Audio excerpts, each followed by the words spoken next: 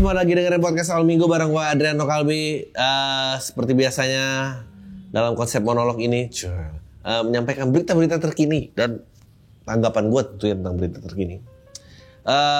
Langsung aja lah tanpa basa-basi lagi.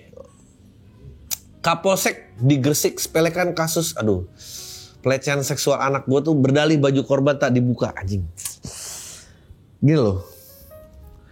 Di antara ada yang namanya honor among thief. Jadi di antara kriminal pun ada bentuk-bentuk kejahatan yang di antara kriminal pun mereka tuh nggak suka. Salah satunya yang paling rendah adalah pelecehan anak. Ini orang nih kalau masuk juga pasti habis nih. Dan gue nggak ngerti kenapa tiba-tiba didismiss begitu aja. Video hanya tampak bocah itu diciumi paksa. Diciumi paksa tuh udah pelecehan, gimana sih nih? Kenapa harus nunggu baju dibuka sih baru di ini? Ya ampun, bikin orang marah aja. Kemarin juga sempat ada tuh di Bintaro Exchange. Untung ketangkap sama ibunya. Wah itu sih juga sakit tuh orangnya. Udah dibawa ke security, di videoin orangnya malah ngomong, kasih tahu alamat gue lo di mana? Alamat lo sama gue di mana? Gue bunuh lo semua, anjing. Itu dia juga nyolek-nyolek anak kecil, ampun deh. Mestinya gue tuh kan banyak orang-orang menjuangkan anti hukuman mati ya, tapi buat gue yang ini dihukum mati aja sih, nggak ada kata lain lah, nggak ada kata lain. Dan emang, gue paling bergidik sih dengerin kayak gitu. Dan gue akhirnya juga ngikutin TikToknya si ibu itu, anjing. TikTok tuh menurunkan kredibilitas berita emang. Tapi gue ngikutin dan orang ini sakit banget. Semoga dia nggak dilepas sih. Semoga dia ini, dan kayaknya nih semoga ya ini di Gresik ya, itu Bintaro Exchange. Gue kira tadi kasus yang sama, tapi ya menurut gue gitu sih. Tembak mati aja lah nggak apa-apa. Udah gitu ada foto dia lagi ditangkap, terus dia bilang, bapaknya bilang, lihat ya pak, dia mukul saya duluan kan 2 kali, bapak lihat kan ya. Soalnya lu yang ngejar gue duluan, anjing. Ya lu salah bego, anjing. Itu kalau gue sih udah pukul-pukulan tuh pasti gue di situ. Udah dibunuh detik itu juga. Oke, yang berikut ya ampunin lagi. Bu Mega, sudah waktunya berhenti bicara hal yang Anda tak mengerti. Gimana sih? Ini gara-gara candaan Megawati ya, yang bilang ke anaknya, awas kalau nyari pasangan jangan kayak tukang bakso. Lalu semua tukang bakso tersinggung. Sebetulnya gue rasa banyak orang tua yang menasihati anak-anaknya seperti itu. Tapi emang bedanya gak viral aja. Dan yang ngomong itu mantan ibu presiden. Jadi kan bisa aja sebetulnya. Gue juga mau ngomong ke anak gue jangan cari pasangan kayak tukang bakso. Tapi karena mantan presiden yang ngomong, jadi gak tahu konteksnya apa. Apa sih jangan cari. Gue tuh sampai mikir kayak jangan cari pasangan tukang bakso.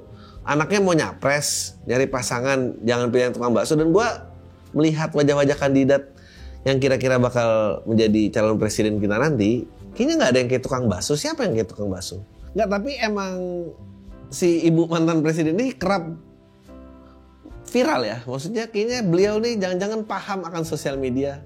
Mulai dari pada saat harga minyak goreng naik, dia bilang bukan membantu menurunkan harga minyak, malah bilang ibu-ibu emang kerjanya hanya menggoreng saja. Ya ampun. Sebetulnya dia itu sedang membela SJW feminis, tapi emang kayaknya feminis nggak mau temenan sama dia. Ini emang beratnya jadi feminis, karena menurut gue susah maju feminis itu karena mereka member aja masih pilih-pilih. Itu kalian tuh nggak kompak-kompak. Padahal dia tuh bener loh.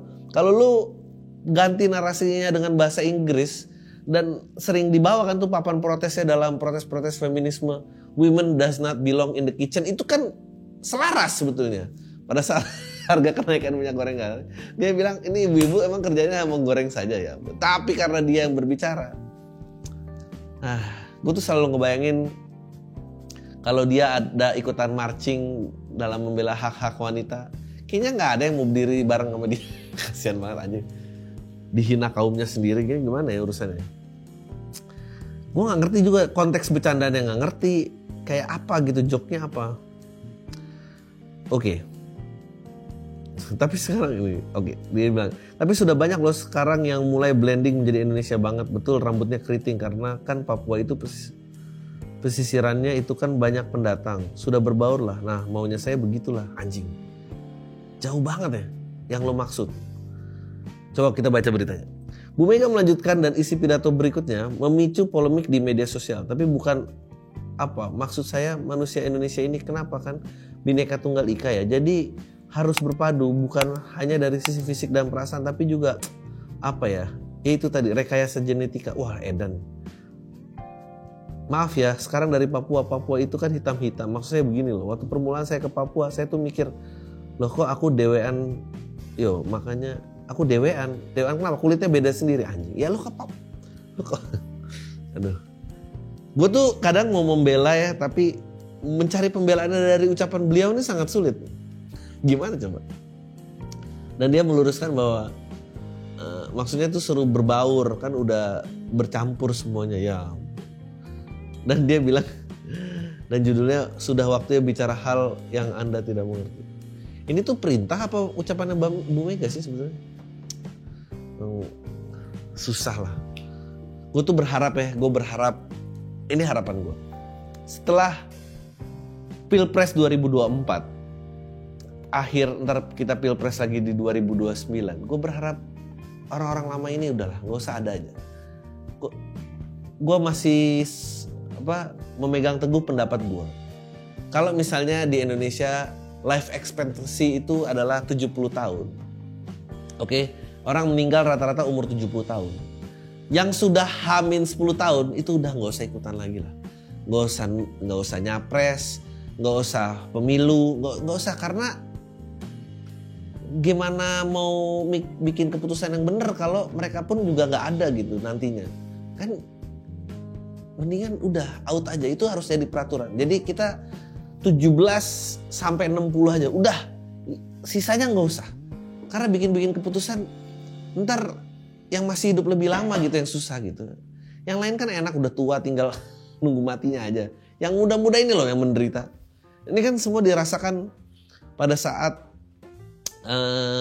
Brexit, waktu Brexit keluar dia, ya yang tua-tua maunya udah di rumah aja, nggak ada, gue sih nggak mau lihat ras lain di negara gue, lah, lu ngomong gitu, tapi anak muda yang lagi terima beasiswa di negara lain, dan bekerja di tempat lain, lu juga mengambil pekerjaan orang-orang dari luar negeri, itu kan masa depannya mereka gitu. Anda nih yang udah tua-tua, mending udah diem aja di rumah. Diam di rumah, nggak usah lah lihat sosial media, karena anak muda aja anxious, apalagi orang tua yang hidupnya dulu dengar berita dari radio gitu, pasti kaget dengan banyaknya informasi. Jadi udah matiin aja handphonenya. Kita emang harus bikin sih menurut gue kayak taman khusus orang tua. Jadi mereka tuh bisa kumpul dan cari teman, nggak usah lah ngurusin lagi dunia anak muda, nggak usah. Jadi gue harapannya 2029 itu udah gak ada lagi pemain-pemain lama. Meskipun pemain bibit baru pun juga sama mengecewakannya. Jadi gue gak tahu siapa yang ditunggu. PSI ingin mengusung Niji tapi terus cabut, tapi ngapain diusung? Mungkin gue gak tahu sih, tapi siapa ya? Tokoh anak muda tuh siapa? Gue juga bingung sih, kehabisan tokoh pasti. Pasti either anaknya mantan presiden lah, atau apa, itu gue juga bingung. Mungkin gue kemarin sempat tanya sama Uza, siapa musisi yang kira-kira bisa menyatukan generasi lu? Gue dulu ada Iwan Fals, dulu ada Ahmad Dhani, meskipun kayaknya kebagi dua. Terus gue tanya yang muda-muda, katanya yang programnya itu mengutamakan mental health bang. Waduh, berat juga nih mental health. Pengangguran banyak kok mental health. Nah, dia bilang ya mungkin Budi Duremi, ya susah juga. Mau jadi apa? Mau gimana gitu. Susah. Konsep bungkus night, ya tak langgar pidana, polisi bubarkan acara itu pakai UU ITE, gokil. Hamilton Spa and Massage mendadak populer setelah postingannya sukses bikin akhir minggu netizen ramai. Geria pijat yang berlokasi di Kebayoran Baru, Jakarta Selatan menjadi perbincangan gara-gara mengunggah poster acara dengan nama fantastis, Bungkus Night volume 2. Ya ampun. Tagline-nya tak mau kalah.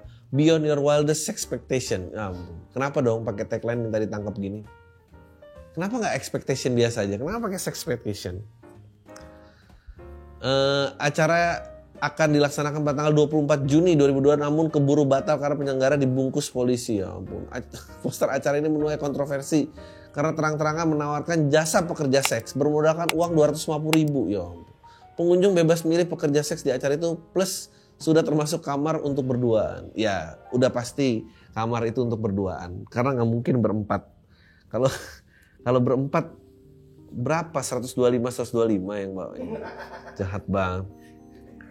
Udahlah, 250 tuh gini loh, 250 kalau menurut pengakuan Marcel yang 300.000 aja kasurnya diangkat banyak bangsatnya. Gimana yang 250 tuh gimana sih ceritanya? Ampun. Ngeri banget sih.